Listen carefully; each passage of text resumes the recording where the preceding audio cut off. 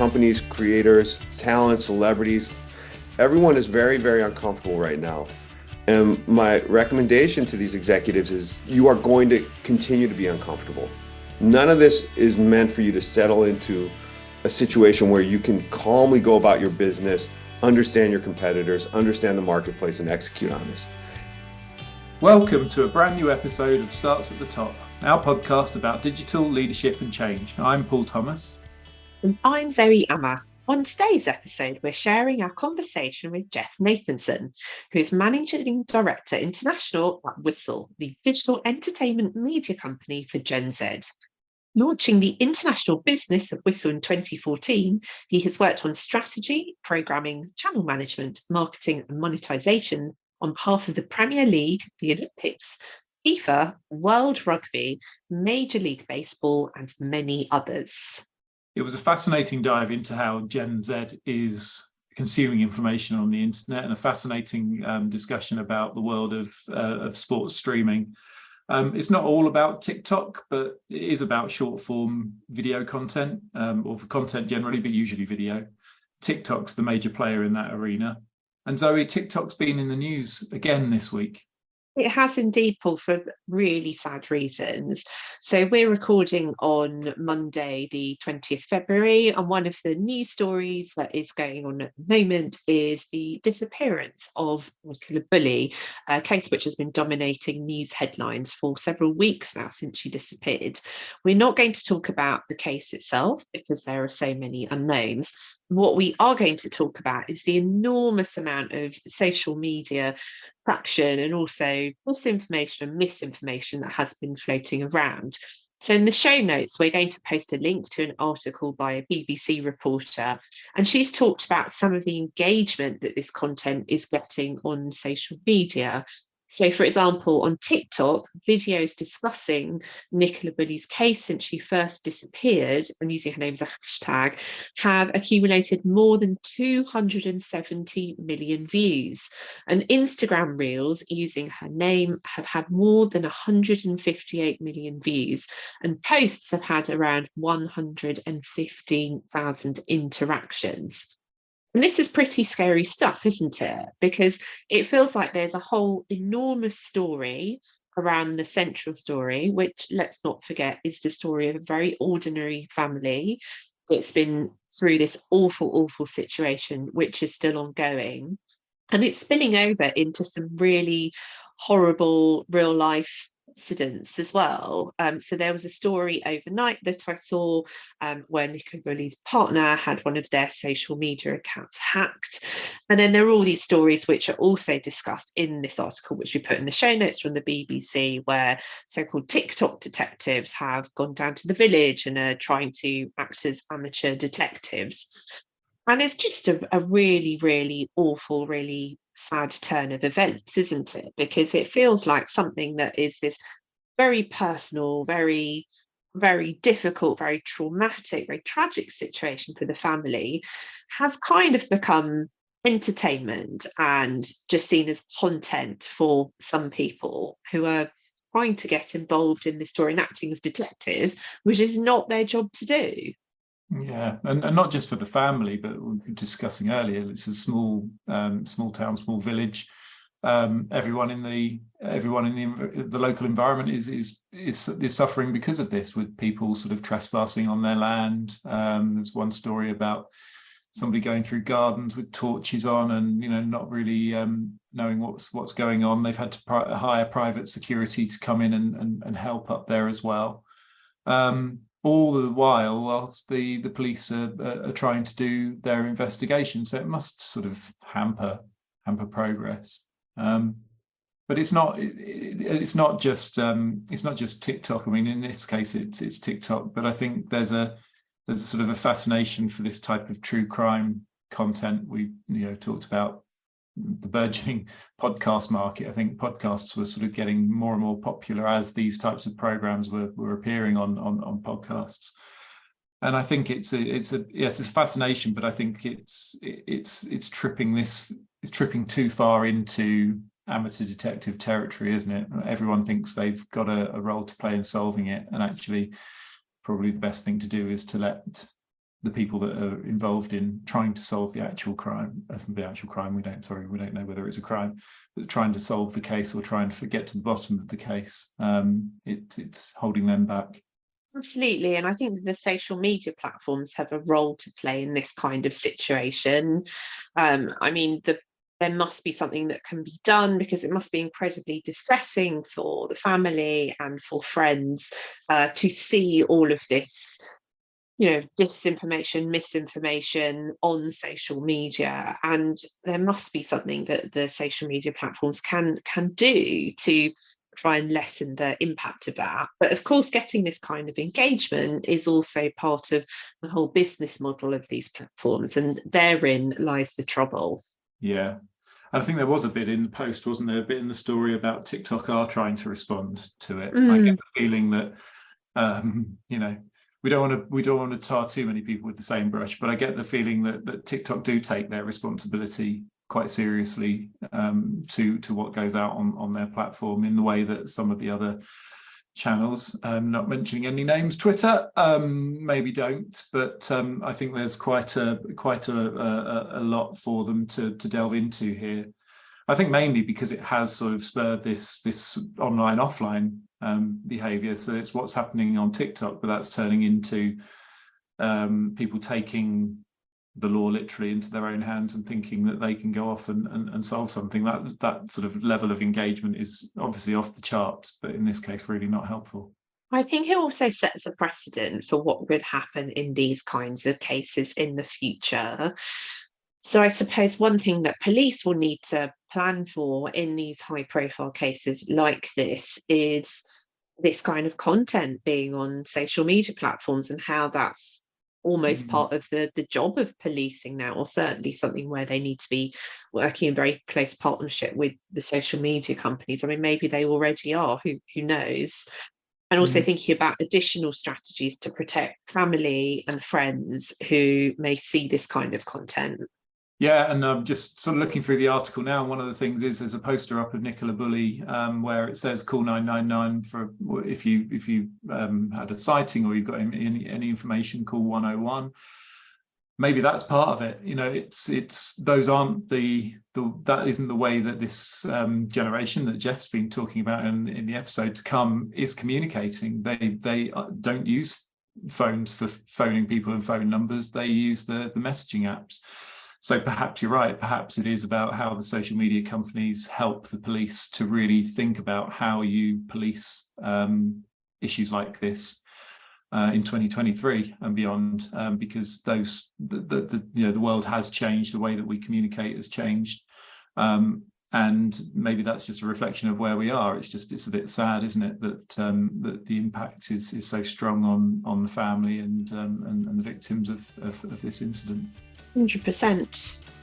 And now for our interview with Jeff Nathenson. We are very excited to have Jeff Nathenson on the podcast today.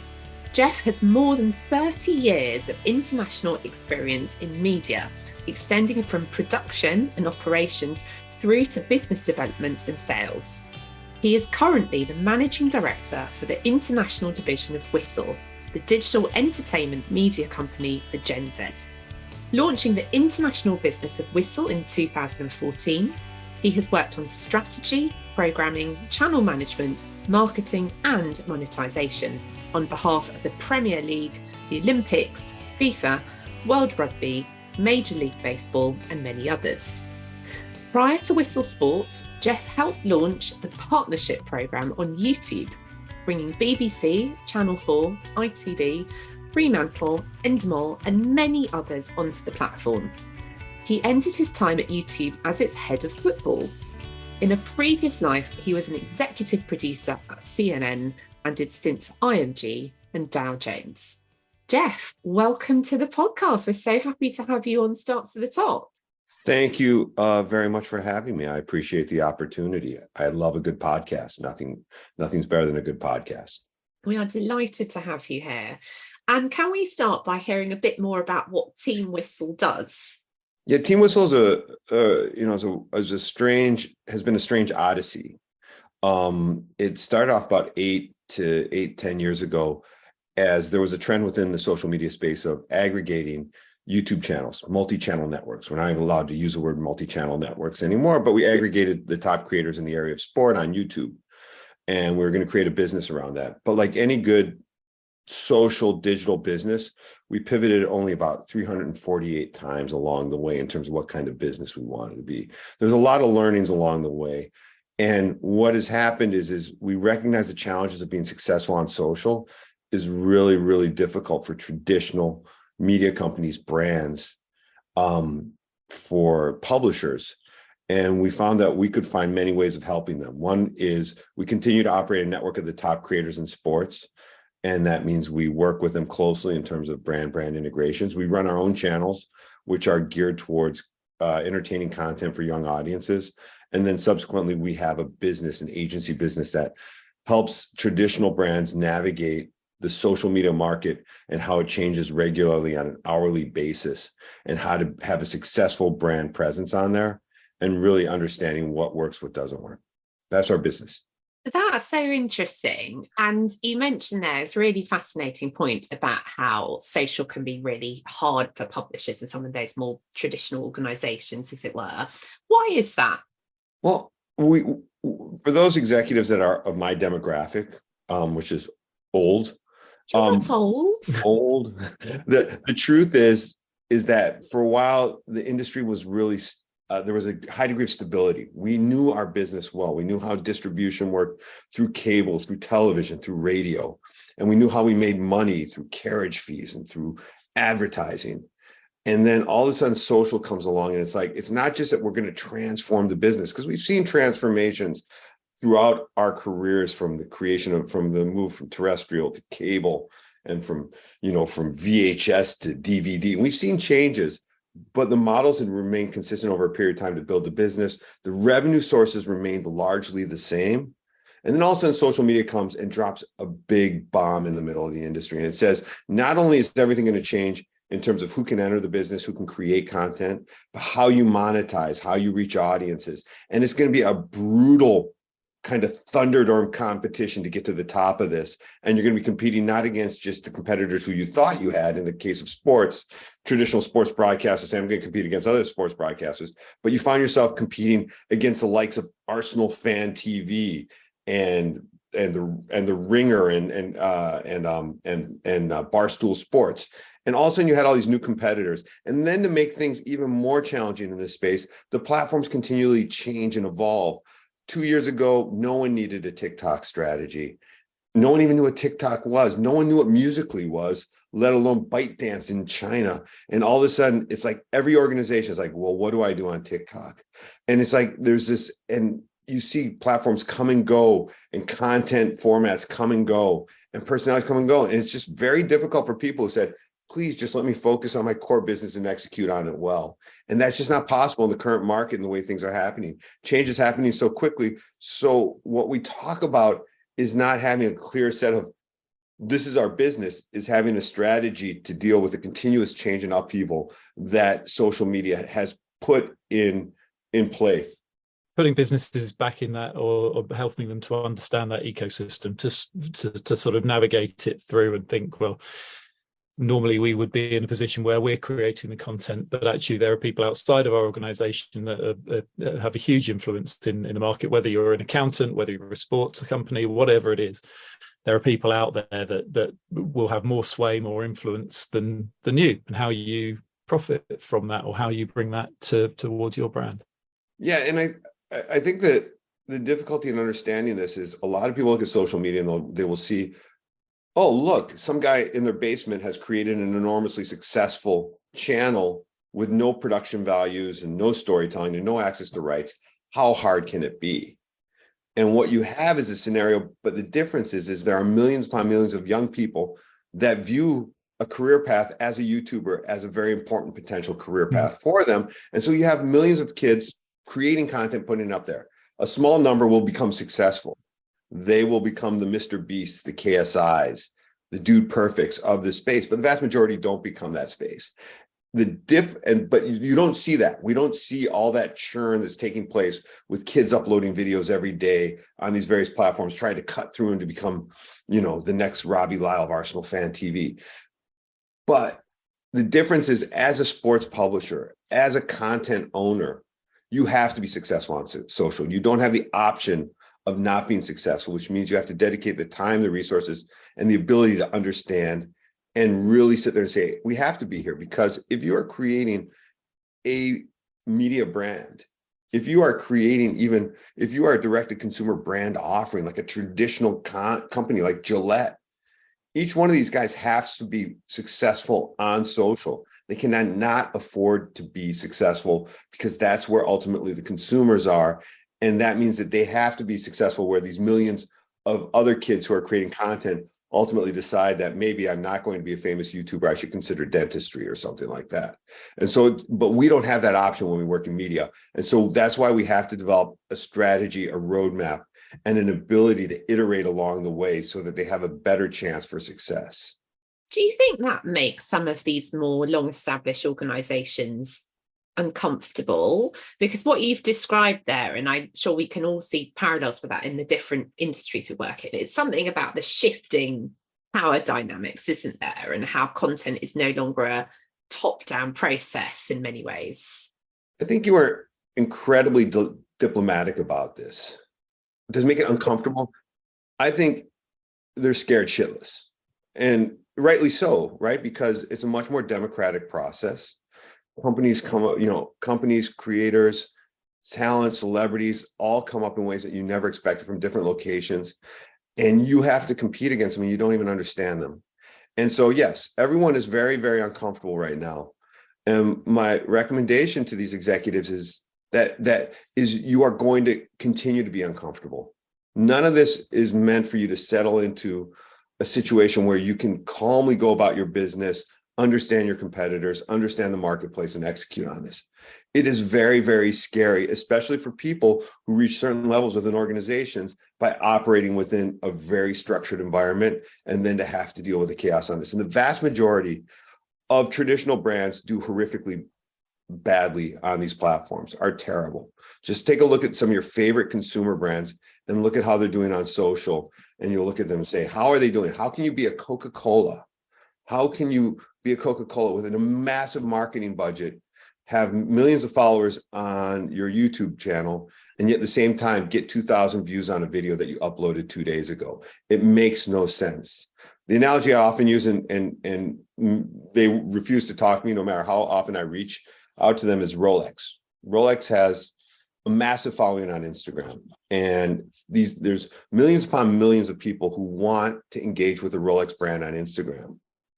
And if you look at it, the video they upload where they have millions of followers, they'll get 10,000 views on a video, or a couple thousand likes on a still image.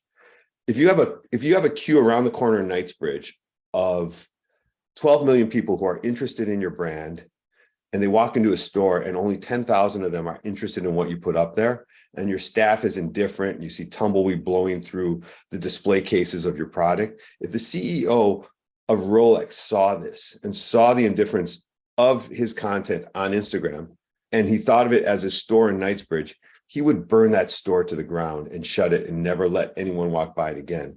And because the executives don't know about how these platforms work or are indifferent to it, it's detrimental to the brand presentation in this audience.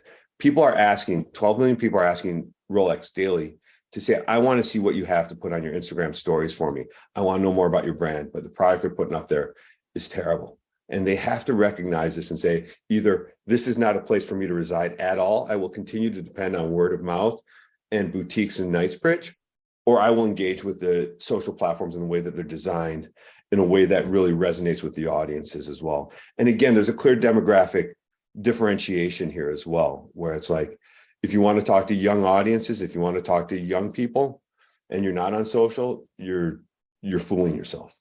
So there's a really good example here, and all these examples are going to come. They're all going to be Arsenal, because I'm an Arsenal supporter, and you've already mentioned Arsenal Fan TV. We might turn a few listeners off, but I know a group of people who will be listening, so that's all good.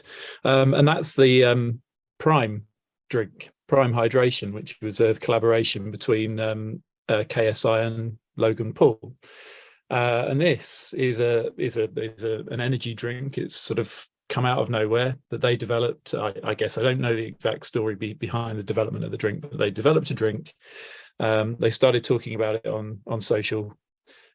Kids got to know about it. My kids got to know about it. All kids can't get a hold of it. They can't find it anywhere. They can't get a hold of it. It's harder than a Rolex watch to find right now. Exactly. So this is exactly, I'm putting this next to Coca-Cola, for example. They will drink Coca-Cola, but they won't search to the ends of the earth to find a bottle of it. So KSI, I think, is an Arsenal fan. They sell it at the Emirates Stadium. I think they have a deal with Asda. You can't find it in an Asda. It's now on eBay, selling for £10 plus a bottle. People are scalping the market for this drink. And they sell it at the Emirates, by the way, for £5 a bottle. I made my boys share a bottle. I wasn't going to go to £10 for 2 drinks, for God's sake. It's more expensive than beer. But that's a perfect example of what we're talking about here, isn't it? That something like that from 2 content creators can rise up and become such a phenomenon that the traditional brands just will not be able to deal with it. They can acquire it. I'm pretty sure it will be in Coca-Cola's purview that they could go out and they could buy that business. But this is completely, it's a different playing field. And I think what's really missing from this is the recognition within the traditional British media industry of the power of someone like KSI, and sitting there saying, well, we think of him as an individual and a celebrity, but he's a business. He really is a media business in and of himself. And he's been around. It's like people are always shocked by this. It's like, oh, I have to pay £5 for this, for the Prime drink. It's like he's been around for 8 years now, and he has built not just an audience in the UK, but a global audience. I was sitting next to him a long time ago at an FA Cup final, and him and Cal Freezy, and all the kids are running up to him to get pictures. And everyone who is my age and older is looking at me and looking at him and wondering, who is this celebrity? I don't know who this person is. And he's not just a celebrity, he's a business. And on top of being a business, what the fascinating part about this whole scenario is the fact that if I was a traditional media business, I would not be looking to create consumer brands, a consumer brand like a power drink. I would be thinking about, how do I sell my media? How do I sell my sponsorship? But he comes to media with such an original approach in terms of everything he does. He sits there and says, I'm actually going to make more money selling direct to consumer a product that is related to who I am and what I'm about than I would make if I just sold sponsorship around my videos. And he's seen this with Prime, and we've seen this with other areas within the business. And it goes back to the Kardashian business model, where they look at themselves as personalities and we look at them as media properties. But in reality, they are businesses with their tentacles extending to so many different places. So we see KSI selling Prime, we see Portnoy selling pizzas, and this is so much more about the problem with the traditional media business. Is we look at our business selling our content and selling our advertising sponsorship, and they're looking and saying there's so much more that we can do in terms of engaging with our audiences and making money out of this. And they're operating at a different level than the rest of the traditional media, and we have to catch up to where their thinking is, and to have that kind of flexibility and creativity in our approach. How do you educate leaders about this? Because obviously this needs to be a massive mindset as well as strategic shift. And you talked about how some of them are very scared of this change. And I know that Paul and I have always got a bit frustrated with that. Sometimes the lack of horizon scanning that occasionally goes on around the board table. So what's your advice on that? How do you take leaders through this? It's very, very hard. I've been at it now in terms of, I started working at YouTube immediately after the acquisition by Google. Must be, I don't know, 2006, 2007 or something like that. So I've been a long time talking to executives about this, and I have yet to see the shift in the space that is necessary for where the eyeballs are, where the people are. What I try and do is I do a couple of things. I frame the conversation as to how they're doing against their competitors, which is people they recognize. Sky Sports recognizes that BT Discovery is their competitor. But then I show them in the same way how they're doing against key creators in this space. using the data and metrics that are available on these platforms and showing them the difference. And that should be eye-opening. The greatest illumination to them comes when they watch the way that their kids consume media, when they're sitting next to their kid and watching their kid on TikTok. But even then, that doesn't frame it within the business context of the way that they are operating. And so it has to be the kind of thing where you use data and metrics and numbers and charts to try and explain the different scenarios to them as to what's really going on in the media space. And in truth be known, they do have a rough idea what's going on. The question that you face with media organizations is whether they can make the investment to do the necessary pivot towards a business that looks different for them. They should be able to sustain their existing business models for the foreseeable future, but at the same time, they have to build in this new approach towards distributed media. And it's very uncomfortable for them, but incredibly important that they do that, because someone's not going to all of a sudden turn 35 and say, gee, what I really need is a skybox right now. You know, they're not going to turn and say, well, I'm done with checking the news on Twitter. It's time for me to get a subscription to The Economist, and I can't wait for it to arrive in my post office box every week. It's not going to change. The young people are not, the people who are on there creating content, absorbing content on a regular basis are not going to be the kind of people where there's going to be a shift as they reach a certain age. It's going to be, this is the way that they are going to continue to operate. And we probably see that with things like the BBC. I was listening to something the other day on a podcast where they were talking about the challenge to the BBC, where they can't raise the cost of the license fee. They need to react to the way that the world is going, and more content on more channels. So things like local radio get squashed. They can't afford to pay for it anymore. They need to shift in different directions. But the BBC is irrelevant to them. I love the BBC, I love Melvin Bragg. I love the Now Show. I love the News Quiz. When I arrived here in London a long time ago, hearing BBC Radio 4, I really enjoyed that, but it's completely irrelevant to the young audience, and everything they've done recently has just not worked in terms of super serving an audience that's incredibly important. It's like a subsidized service for old people like me right now, and they have to change their mentality and approach and become much more of a distributed media play. They are not strong on social, despite the fact that they have a large social team. They don't prioritize social, and yet their core mission is to entertain, educate, inform. And it doesn't say in the charter that it has to be on channels that they own exclusively in distribution that they control. That is a residual part of not being able to embrace where the future is heading. That the license fee is in danger because they are not as relevant as they once were, and that young people are not going to fight tooth and nail to defend the BBC should not come as a shock, because they haven't been serving young people for a long time. If Blippi is getting many, many more views and helping parents with their kids' entertainment and education stuff, then don't be surprised that CBeebies is not as important as it once was, because CBeebies is not relevant on the platforms where parents are putting their kids when they need a couple minutes of calm and quiet at home. So who's closer then? The traditional broadcasters, who's closest to getting this right, getting the mix right? I mean, I'll speak from my own perspective on this, and because it comes from the sports perspective, and I think Sky is getting closer than the others. They still have a very difficult model ahead of them in terms of the way that they acquire content, the way they package it up and distribute it. But both, you see a strong social presence on their sports side. I love the Now TV product for accessing live sports in a way that I can access it on my phone and then cast it onto my screen. Glass is an ongoing, evolving product that could be competitive in this space. For being a large corporation, they seem to be much more nimble in this area than the others are. And I think that's, I love the iPlayer. I think the BBC Sounds is great and all that stuff. I think it's great. I think just the challenge that they face is that it's just not relevant to my kids at all in any shape or form. They don't even know it exists. And so you're having a generation of young kids throughout that have no interaction with BBC at all.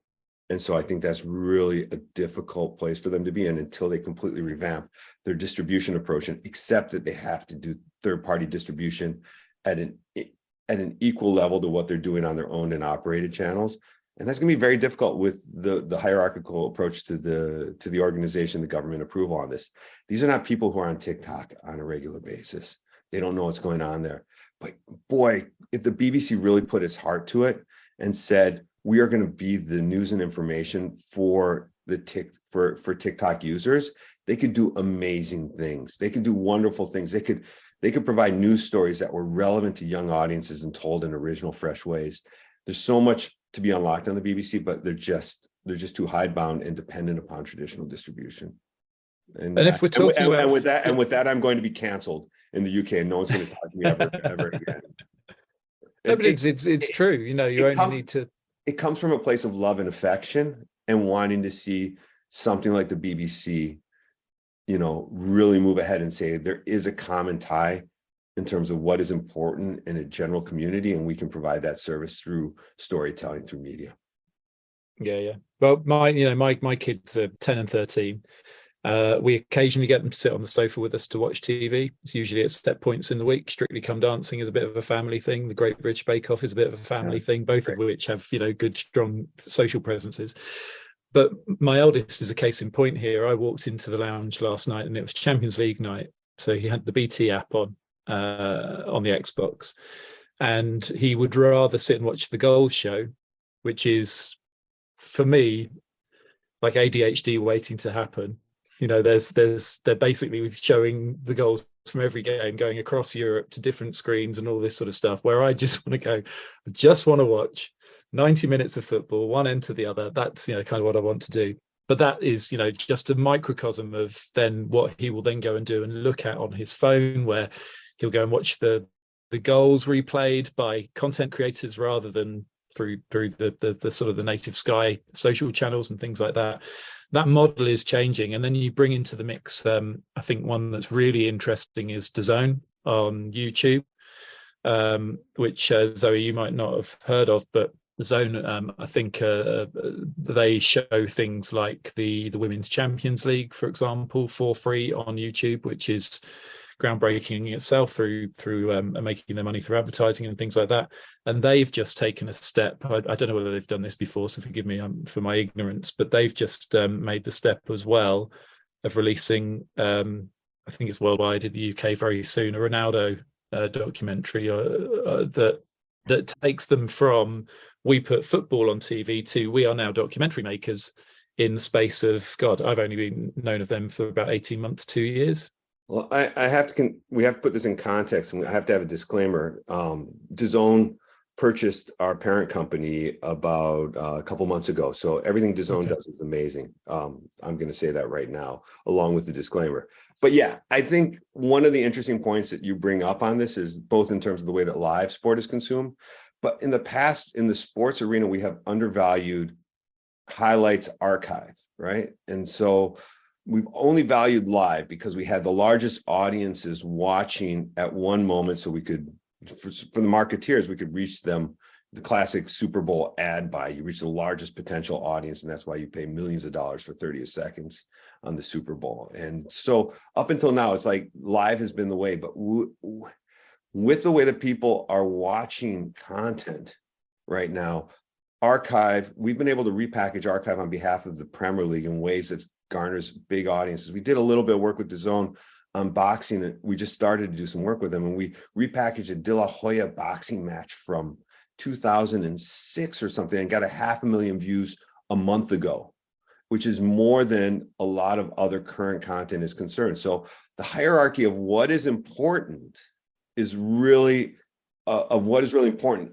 Live being at the top of the pyramid, archive being at the bottom in terms of the value chain of a sports event, is undergoing this massive change, and we don't recognize this. And in the same way that you will, when I watch live sports with my 20-year-old, I will have it up on the big screen, and both of us will be looking at the phone at the same time that things are going on. So the question is what is the most important screen during a live sporting event? Is it the one that's the big screen on the wall that is out there, it's kind of background images? Or is it the screen closest to your nose where you're actually paying attention. So all of a sudden, the live tweets around the football has enormous value, but it's not quite recognized by the industry in the same way that we fetishize this thing where it's like, if there are hoardings on the side of the pitch, that is more valuable than the brand messages that might be coming through your Twitter feed while you're watching a football match. And it's like there's a lot, the economics are changing, and the priority of what is important is changing in terms of the user, but yet we remain riveted in the way that we approach sport, the way that we approach sport as the way that we've approached it since it first came on television back in the 1950s. And, live sport came on television in the 1950s, and things have changed, and we have to shift as an industry in recognizing that. What trends have you noticed amongst Gen Z then? You were talking about the multi-screening there. Alongside that, are there any other ways in which you've noticed that younger people are consuming this sort of content that you think are worth highlighting? I think the first thing that we have to recognize is it's not about, because we talk about consumption, and instead what it really is a conversation. So what you recognize when you watch young people on social platforms is that they are not participating in just sitting back and absorbing information. They are participants in this. And you see this in the likes of TikTok with duets, and on YouTube with with the new product Stitching, is they want to participate, they want to communicate, they want to have a conversation. They feel as though KSI is their mate, and therefore he's part of their world in a way that traditional passive video viewing is not. And so I think you have to start with the recognition that anything you are creating is not I create, you absorb. It is, I am launching a conversation. This is a very uncomfortable space for traditional media, because they feel like they don't have to have a conversation with their audience. They don't have to have that dialogue. They figure, I've created this amazing story and you are going to enjoy it, and it's going to, but instead you have to accept the fact that people will have opinions about what you produce and what you put out there, and will want to begin to have a dialogue. And the expectation of young people is that they are participating in a conversation and not being spoken at, spoken down to. And that's where you start. And this is, for me, is a major trend. And anything that you do is you sit there and say, I'm starting to have a conversation with my community. It's not that I am dictating the direction of anything. And you have to accept that and then take on board their feedback. And that will change the kind of stories that you're telling going forward and the conversations you're having. Community is a word that we overuse and is a cliche. However, it helps frame what you're trying to accomplish right now. And if you don't want to have a conversation with the people who you're intending to reach, then you shouldn't be on social media. And I would question whether you want to be in media itself. This is not a novelist going up into a cabin to write an amazing opus and delivering it 5-6 years later, and we all absorb and say what genius this person is. It's a totally different process. One of the things I was thinking as I was sort of looking through the Team Whistle website, looking at what you do, was I came across the, I think is it your top show that you produce, No Days Off, which is it's like behind the scenes of kids who are going through some sports academies and wanting to be sports people, essentially. And there's quite a trend of this sort of programming happening at the moment. There's obviously the All or Nothing series on Amazon that sort of gives you a glimpse behind the scenes of professional teams. So Tottenham, Man City, Arsenal, they do it for other sports as well as football, soccer. There's Football Dreams, the Academy show, which I think is on Channel 4, if I'm right, which gives you a glimpse behind the academy at Crystal Palace. Arsenal have done their own documentary on Hale End. All of these things. So the original reason I got interested in social media was because there was suddenly this availability of people on these channels. You felt, as you said, these are my friends, these are people I can have a conversation with. That's what attracted me in at the first point of contact. And this problem that we have with social media at the moment is one where it's becoming toxic. Those people that have given us that access and that conversation with them, if you like, are retreating somewhat, and we're looking for new ways to connect with them. These documentaries, I think, have started to really do that And the evidence I see before my own eyes is when I turn up at the Emirates Stadium now, there is a relationship between the fans who have consumed that documentary, had that insight, had that conversation in their minds with these players, and then are confronted with them in real life. And that, for me, is the sort of the connection that I'm seeing between my kids consuming content in this way, walking into the live environment as in a football stadium, and immediately having that connection. You can hear the noise has gone up. You can hear the relationship between the team and the fans is completely different. And I think it's not all down to that, but some of it is that connection that they feel they have through the connection with the players that they're getting through this content. It's maybe it's because Arsenal is doing a bit better this season as well. Well, there is that as well. No, I mean, there's a couple of really interesting points on this. And so you point towards the documentaries as doing this kind of you feel closer to the players. You feel like you have much more of an affinity for them. You're not just seeing them on the pitch and the terrible post-match interviews. And so you get a good chance. I find it very interesting about Robbie Lyle and Arsenal Fan TV, because I love, after going to a match at the Emirates, and again, I'm not an Arsenal supporter, but sometimes I go, but I love watching, everyone knows where his camera position is and everyone knows where to find him afterwards. Arsenal provides a little bit of security with them, but then there will be a large group of very young people standing around while Robbie does his post-match discussion. And one of the things is, like, some people find that Robbie's a bit divisive, but what he does when you see these young people gather around is they feel that they have a voice. They feel that their voice can be heard and can be part of the discussion around the direction of the club. And that's something where their voice can then further be amplified through these platforms. Now, you're absolutely right that there's toxicity in this space in terms of the fact that everyone has a voice. Some people will use that platform and their voices for divisive language, because that's a great way of getting awareness, notoriety right away.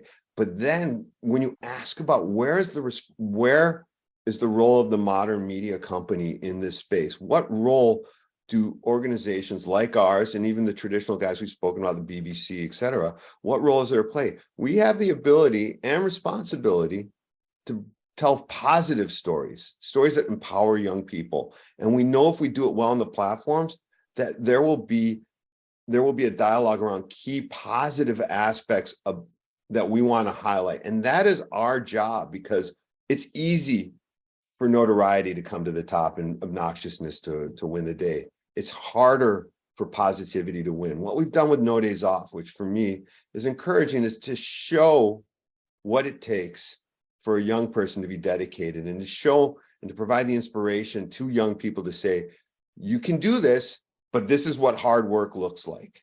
And a lot of people will talk about social media as being this kind of thing where you have this kind of sentiment of envy of the people around you as you see them. We all know that Instagram is not the real world, that people show an edited version of their lives and the best version of their lives. And it can, for some people, can prey on them that says, well, my life's not as wonderful. I'm not in the Bahamas on holiday or hiking Machu Picchu or something like that. And there is that downside to this aspirational quality of this, but it also encourages people to get off their ass. Encourages young people to sit and say, these are your friends and they are doing interesting things. You can do this.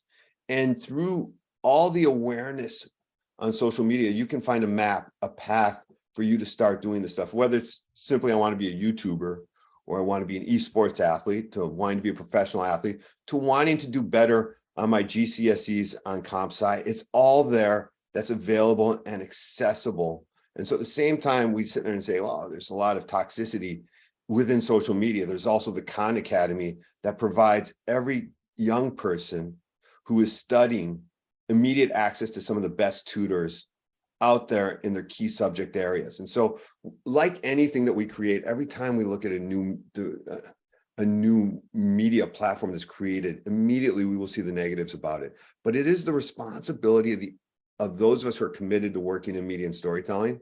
I see you again, BBC, to sit there and say, we will own a significant part of the dialogue and we will bring positive stuff. The guys who are doing the negative, creating all the negative content, are not waking up every morning and say, how do I inform, entertain, and educate? They're not thinking that. But those of us who work in media are thinking that way because that's the way that we're wired. This is why we got in the business in the first place. But we have to do a much better job on this. We have to be much more creative, much more responsive.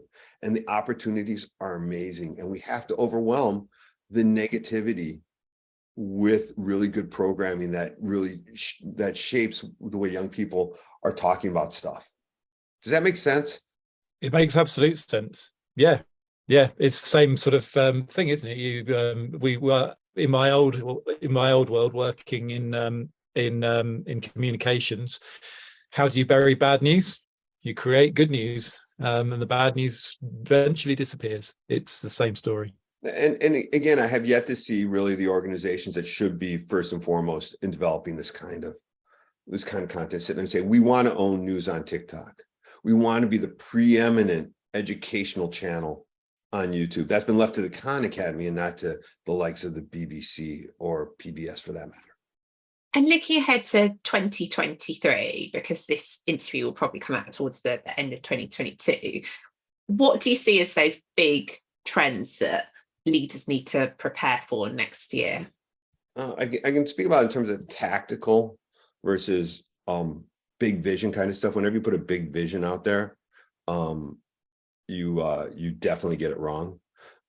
Because again, I've always been aware as to how many times I get wrong when I think big thoughts.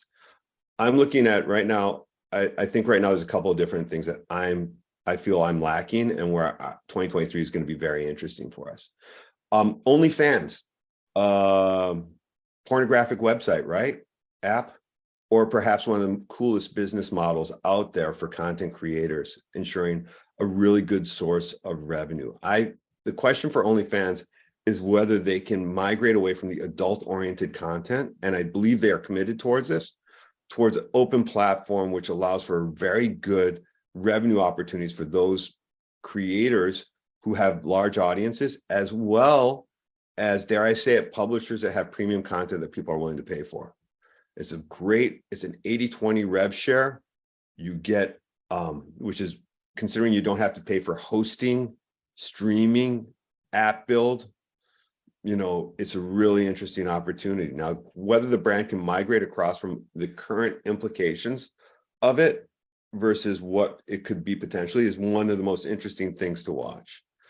On the other hand, the other thing is I'm completely mystified by Twitch and remain that way to this day, but yet remains to be an incredibly compelling platform for live content, live engagement.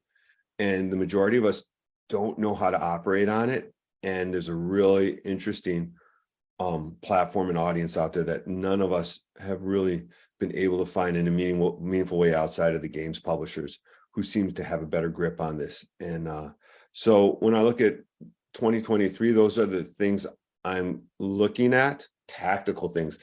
I will, of course, be wrong on all of those and will accept that I'm wrong. And so everyone should ignore everything I say and make sure that they instead pay attention to what is going on with their kids as opposed to listening to me talk about this.